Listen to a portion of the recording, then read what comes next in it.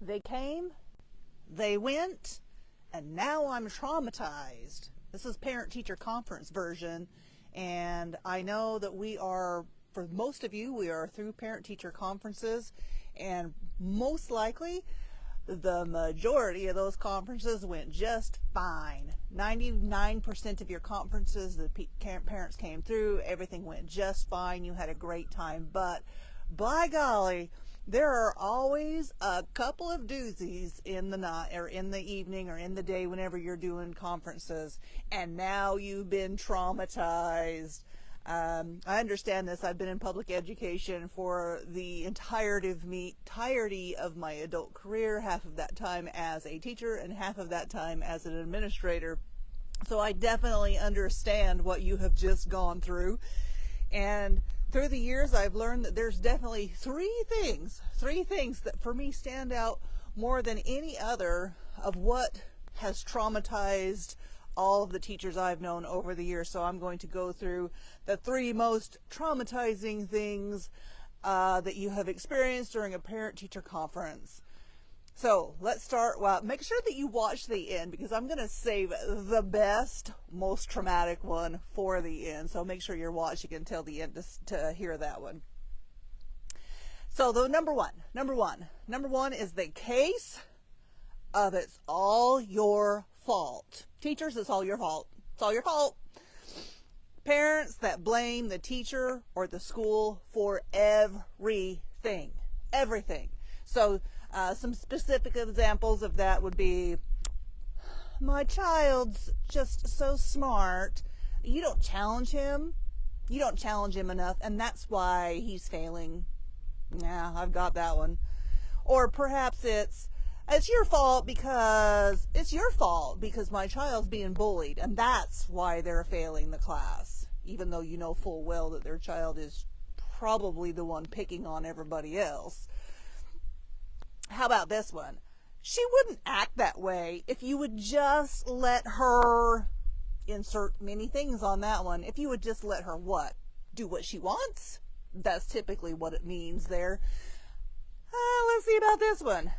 She wouldn't be failing if you didn't give her so many office referrals. Whoa, okay, all right. How about this one? I've got this one before. Well, he never does that at home. I just don't understand. Or this one. This is the first I've ever heard of this. I have never, in all the years that my child has been in school, this is the first time they've ever got in trouble.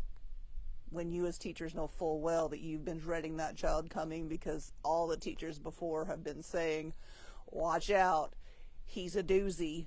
So, again, number one, the case of it's all your fault. And then second, the case of the bait and switch. So, this always happens with students you think you get along with them just fine. You're going about your day, you're doing your thing, you're interacting with them, you think you get along with them just fine. And then the parent comes in and informs you, yeah, my child doesn't like you. My child doesn't like you at all. They think you're a bad teacher. Here's some things that you might have heard.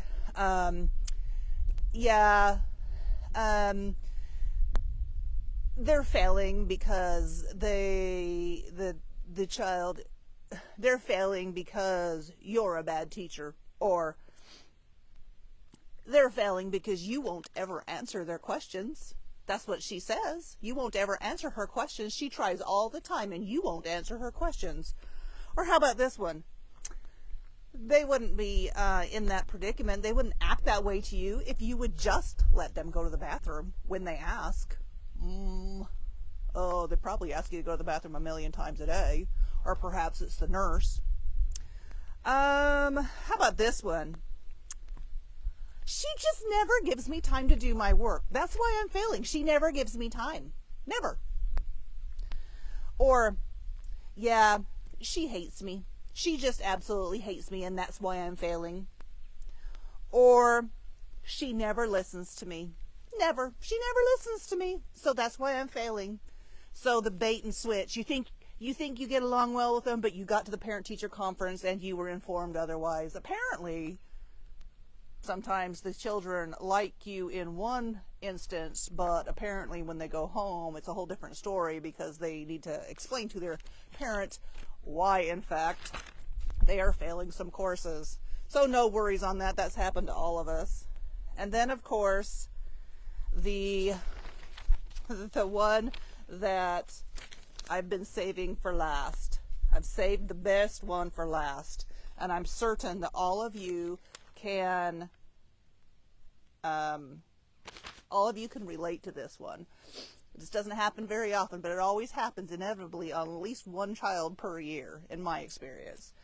So, the case of, what the hell was that? So you've met with the parents and they've left, and you're just left thinking, what just happened here? So you meet the student's family, and it explains so much about the student, and you're left with you're left with an explanation to all of these things. Why does the child act like that? Oh, you just saw it. Or why does she dress like that? Oh, okay. Or holy moly, why does he smell like that? Family comes in and you're like, oh, okay. Or why does he react this way to me every time I say anything to him? Family comes in. Oh, it all makes sense now. Oh, okay. How about, why is she still talking like that? Family comes in. Oh, okay. All right, I understand now. So I'm going to be doing a YouTube short on that one specifically because I always find that one the most comical, and you can find that YouTube short on my YouTube channel. You can also, I'm going to try and attach it to my Facebook channel, so make sure that you follow me on either one so that you can see that as it comes out. So guys, the trauma is real. It really is. Most of these things we can laugh at, but some of them can be incredibly hurtful, and it doesn't. Every one of these doesn't happen to us every single parent-teacher conference, but over the years is going to happen to you at some point if it didn't just happen to you. So you just can't unsee, and you just can't unexperience some of the things that you probably just experienced.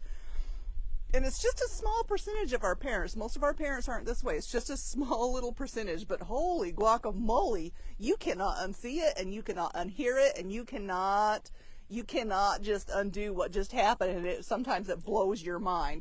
But remember, I want you to remember this, even if it is traumatizing to you, I want you to remember that it happens to all of us, and take comfort in that. It's not, it feels very personal, but it's not necessarily something personal to you. And also, I want you to remember that these are the children that need you the most. These are the children that deserve an education, and they probably wouldn't be getting one if it weren't for public education. So hang in there, keep going, keep doing what you're doing, even if the parent is crazy. Yeah, there's some crazy ones out there.